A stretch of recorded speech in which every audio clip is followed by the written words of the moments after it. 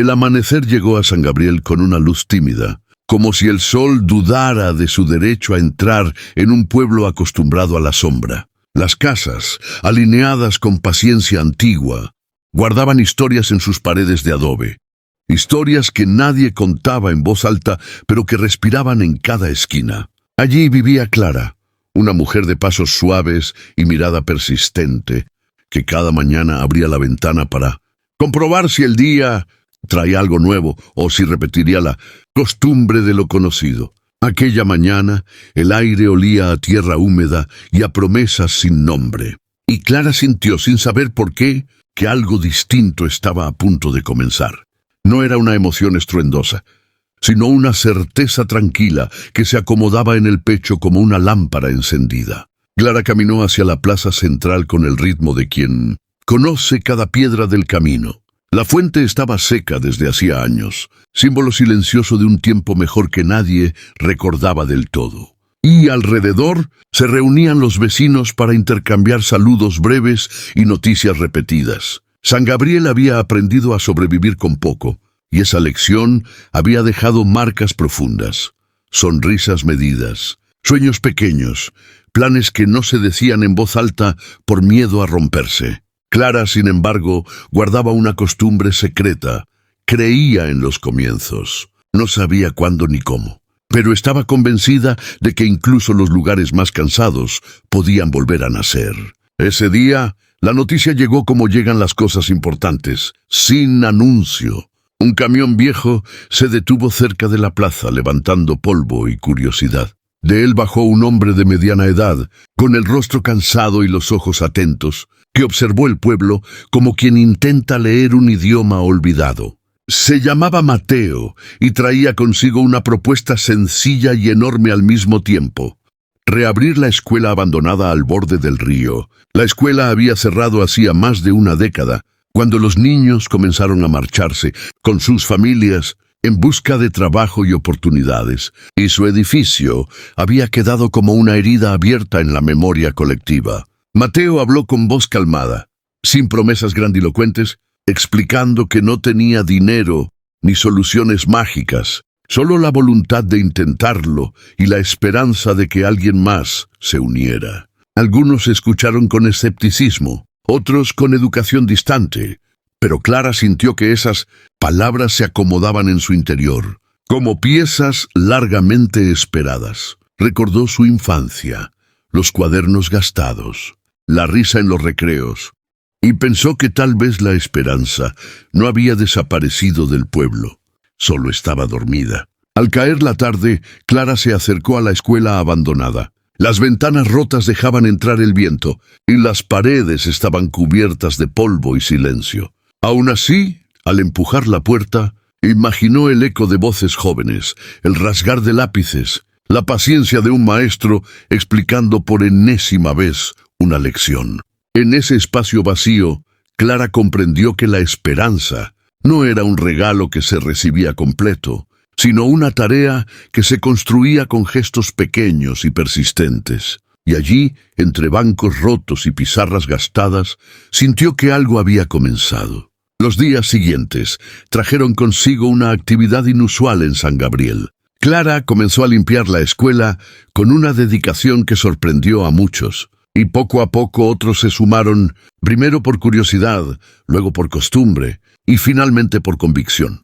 Mateo coordinaba los esfuerzos con una paciencia serena, escuchando más de lo que hablaba, permitiendo que cada vecino encontrara su lugar en aquel proyecto incipiente.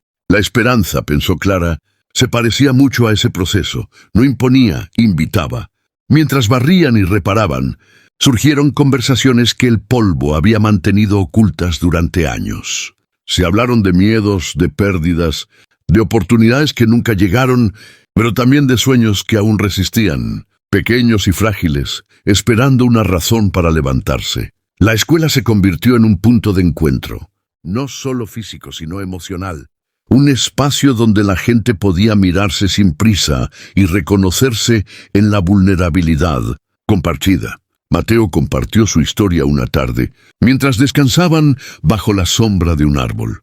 Había crecido en un pueblo similar, marcado por el abandono y la resignación, y había aprendido que la educación no era solo un camino para salir, sino también una forma de quedarse y transformar. No hablaba como un héroe, sino como alguien que había cometido errores y aprendido a seguir adelante.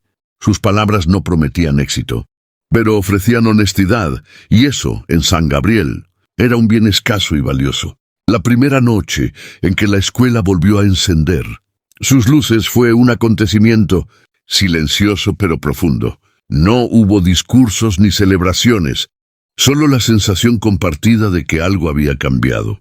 Clara caminó de regreso a casa con una mezcla de cansancio y alegría, pensando en cómo la esperanza había comenzado a filtrarse en los gestos cotidianos.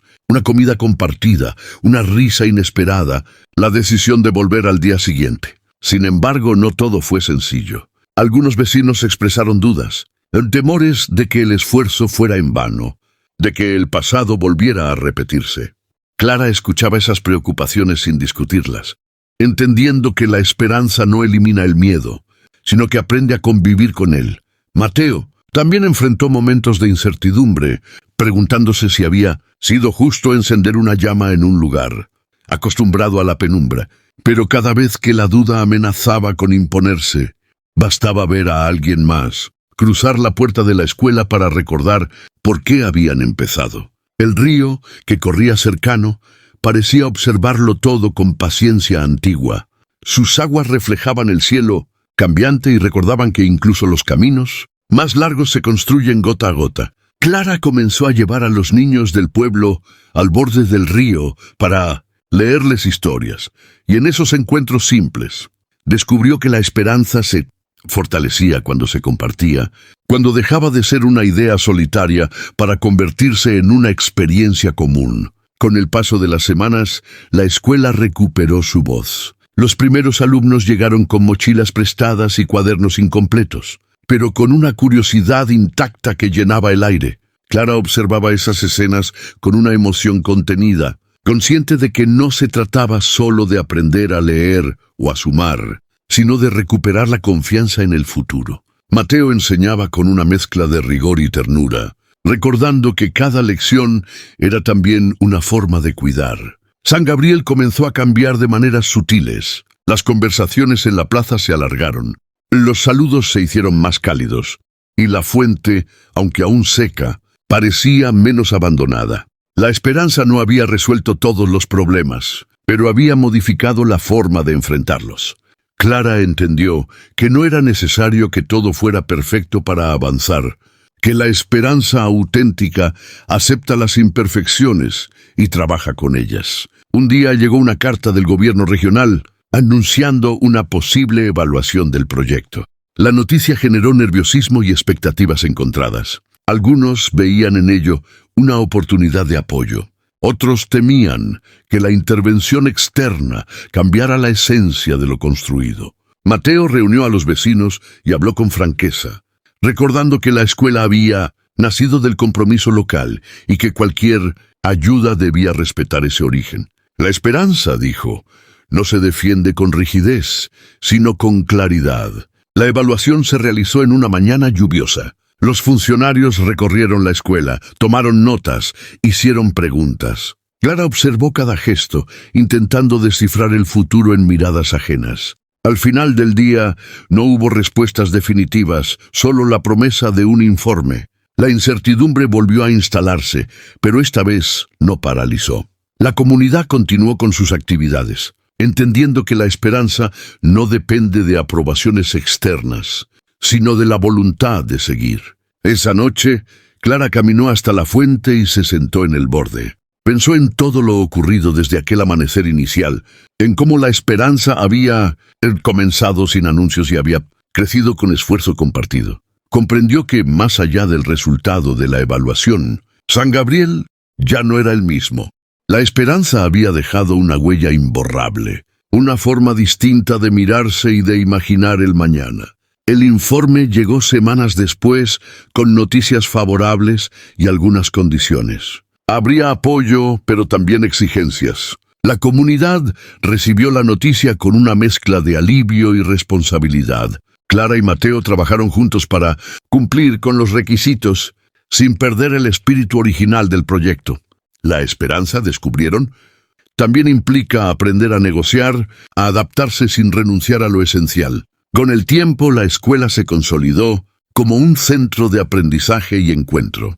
Nuevos maestros llegaron, atraídos por la historia de San Gabriel, y algunas familias regresaron, motivadas por la posibilidad de un futuro distinto. La fuente volvió a llenarse de agua, no como un milagro repentino, sino como resultado de un trabajo comunitario que había aprendido a confiar en sus propias capacidades. Clara, al mirar atrás, entendió que donde comenzó la esperanza no fue en un lugar específico, sino en una decisión compartida, la de no resignarse. San Gabriel seguía enfrentando desafíos, pero ahora lo hacía con una luz encendida en el centro, una luz que recordaba que incluso en los lugares más cansados siempre es posible empezar de nuevo. El último día del año escolar, la comunidad se reunió en la plaza. No hubo grandes discursos, solo agradecimientos sinceros y la certeza de que la esperanza no era un final, sino un camino en constante construcción. Clara cerró los ojos por un momento y respiró hondo, sabiendo que aquel amanecer inicial había dado paso a algo más grande que ella misma. Y así, en San Gabriel, la esperanza no solo comenzó, sino que aprendió a quedarse.